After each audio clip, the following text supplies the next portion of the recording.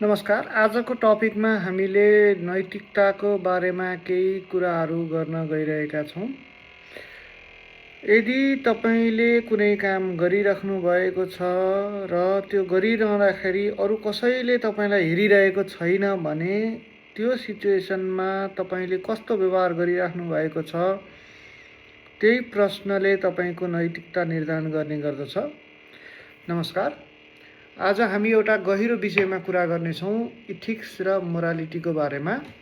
हामीले यी दुई शब्दहरू धेरै सुनिरहेका हुन्छौँ, तर के हामीले यो शब्दहरू बुझेर प्रयोग गरिरहेका छौँ अथवा नबुझिकन प्रयोग गरिरहेका छौँ? मुख्य कुरा भन्दाखेरि मोरालिटी भनेको चाहिँ तपाईभित्रको एउटा जुन आवाज हुन्छ, जस्तो मनले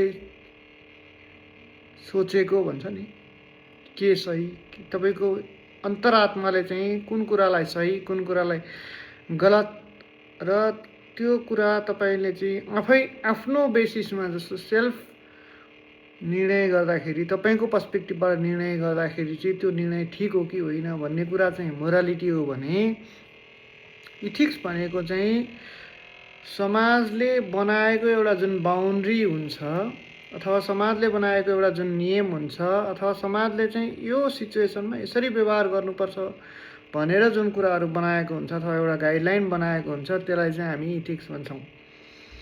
अब यसलाई बुझ्दा विश्वका एकदम ठुला ठुला दार्शनिकहरूले कसरी भनेका छन् यी कुराहरूलाई भन्ने कुरा हेरौँ।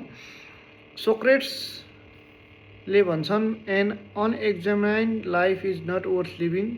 भन्नुको अर्थ के भने, यदि तपाईले आफ्नो जीवनलाई नै बुझ्नु भएको छैन भने त्यो जीवनको कुनै अर्थ छैन। त्यस्तै एरिस्टोटलले के भन्छन् भन्दाखेरि, we are what we repeatedly do भन्छन्। भनेको हामी जे बारम्बार गर्छौँ त्यो नै हाम्रो चरित्र हो भन्छ। त्यस्तै कन्फ्युसियसले के भन्छन् भने, do not do to others what you do not want to done with yourself भन्छ।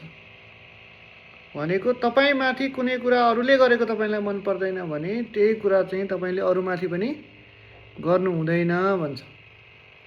त्यस्तै कान्टले के भन्छन् भन्दाखेरि, त्यो काम गर जुन काम गरे बापत समाजको उन्नति होस्, समाजको प्रगति होस् भन्ने कुरा कान्टले गर्छन्।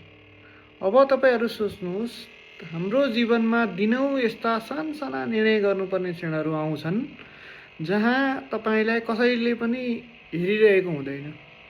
त्यस्तो बेलामा तपाईँ चाहिँ चिट गरेर काम गर्नुहुन्छ अथवा चिट नगरी गर्नुहुन्छ, झुट बोल्नुहुन्छ कि बोल्नुहुन्न, फाइदा लिनुहुन्छ कि छोडिदिनुहुन्छ भन्ने कुराले चाहिँ तपाईको मुख्य चरित्र चाहिँ बुझाउँछ। इथिक्सले तपाईलाई बाहिरबाट गाइड गर्छ भने मोरालिटीले चाहिँ तपाईलाई भित्रबाट रोक्छ। यो कुरा चाहिँ मोरल्ली ठिक होइन। इथिक्स भनेको चाहिँ यो समाजको कुरा भयो, मोरल्ली भनेको चाहिँ तपाईको भित्री अन्तरात्माबाट के आउनु पर्यो त भन्दाखेरि यो चाहिँ ठिक छैन भन्ने कुरा भयो। यदि समाजमा नैतिकता नै हरायो भने तपाईहरूको समाजप्रति जुन विश्वास हुन्छ मान्छेलाई, त्यो विश्वास हराउँछ। र जब मान्छेले कुनै पनि सिस्टममाथि विश्वास गर्न छोड्छ तब त्यो प्रणाली भत्किन्छ। त्यसैले महात्मा गान्धीले पनि भन्नुभएको छ, नैतिकता भनेको नै समाजको आधार हो। बुद्धले भन्नुभएको छ, सत्य कहिल्यै पनि लुक्दैन, त्यस्तै नैतिकता पनि कहिल्यै लुक्दैन।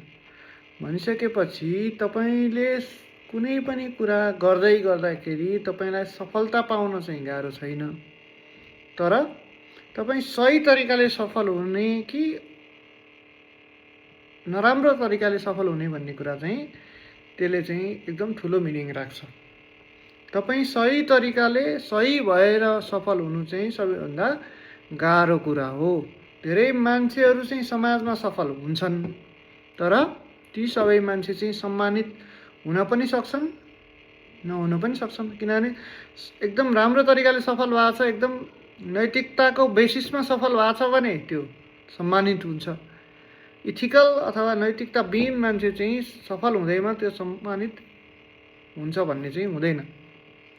त्यसैले तपाईले कुनै पनि बाटो रोक्दाखेरि सही तरिकाले काम गर्ने कि गलत तरिकाले छिटो कुनै कुरा हासिल गर्ने भन्ने कुरा चाहिँ तपाईँले अन्तरात्माले सोचेर समाजलाई चाहिँ एकदम पोजिटिभ मेसेज दिने गरी सही तरिकाले नै सधैँ काम गर्नु पर्यो।